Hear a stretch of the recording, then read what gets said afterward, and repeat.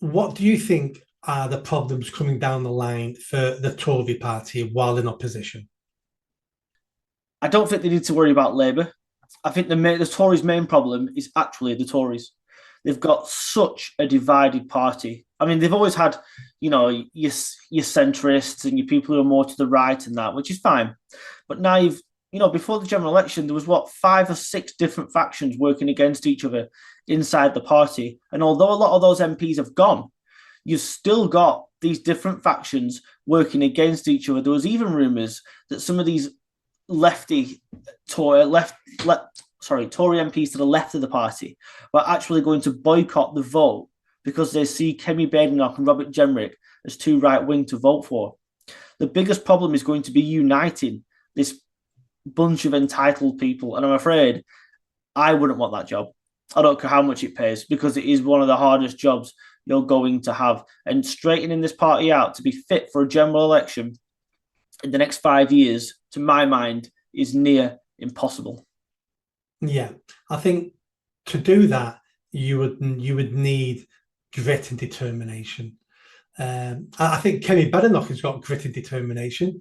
That's definitely in her personality. Robert Jenrick, I've no idea if he's got any grit or determination. Um, but the Tories need a Thatcher for the modern era. That's what they're crying out for. Someone with a vision, someone who's not for turning, someone who will take on their enemies, their opposition, their challenges, take it on face to face, call people out, um, not willing to listen to opinion polls and then change your policies based on this week's opinion polls. It's about selling the country a vision and selling your party a vision. We haven't got that at the moment, but I'm sure that might come in the next couple of years. But like you said, it's going to take that strong leader. And as you said previously, Badenoch and Jenrick won't make it to the next general election anyway. I tend to agree with you on that. But then who's going to be, are either of them strong enough? I mean, one thing Boris got right, similar to what Thatcher did, when Boris was trying to get his Brexit deal through Parliament and stuff, and people kept voting against him, his own party kept voting against him. I think this was more Dominic Cummings than Boris.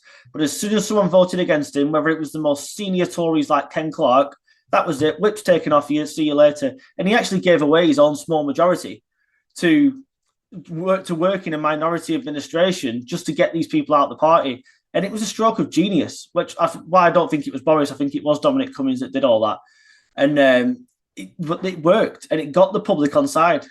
He had to be held hostage for a couple of months in Parliament by people like Corbyn, of course. But kicking these people out is what had to be done. And if Jenrick or Badenoch have to boot some of these people out and sit there in an even smaller party and then fight by-election after by-election to try and get some decent Tory MPs in there, then that's what has to be done. And it's actually easier kicking people out of your party, MPs out of your party when you're the opposition, and then when you've only got a small amount of seats anyway. They actually they could kick 10, 20, 30 MPs out of their party. Well, it makes no difference because they're still irrelevant, but it sends the message to everybody else. It sends the message to people who are willing to stand the next election for the Tories that this is what we're about. You know what we're about now, so don't be joining us if you're more comfortable in the Lib Dems. Don't be joining us if you're more comfortable in the Greens. You join the Tories if you like what we stand for. And at the moment, well, last 14 years, the Tories have stood for whatever you want us to stand for. Yeah, if you don't like my principles, I've got others. That's been the mantra of the party, hasn't it, for all these years?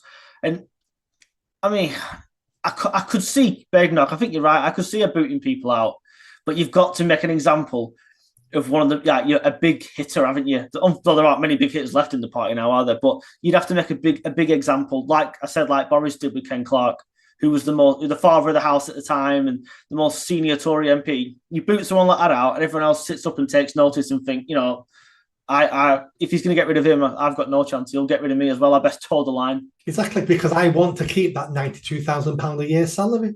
Yeah, exactly. Because if you're not in one of the big parties or in any party, you're sitting as an independent, the chances of getting your seat back are extremely slim, unless you're like a Jeremy Corbyn that's been there for 35 years, whatever it is. And £92,000 is a very big incentive. Yeah, it is. Yeah, and not to mention all the other benefits you get with it.